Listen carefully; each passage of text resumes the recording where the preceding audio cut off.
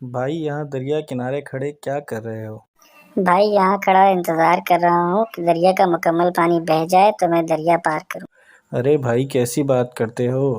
اس انتظار میں تو تم کبھی دریا پار ہی نہیں کر پاؤ گے۔ یہی بات تو میں تم لوگوں کو سمجھانا چاہتا ہوں کہ ہم زندگی بھر یہی کہتے رہتے ہیں کہ گھر کی ذمہ داریاں پوری کر لیں، پھر حج کروں گا، نماز پڑھوں گا، داڑھی رکھوں گا اور اسلامی احکامات پر عمل کروں گا، لیکن اس انتظار میں ہم کبھی ان احکامات پر عمل نہیں کر پاتے۔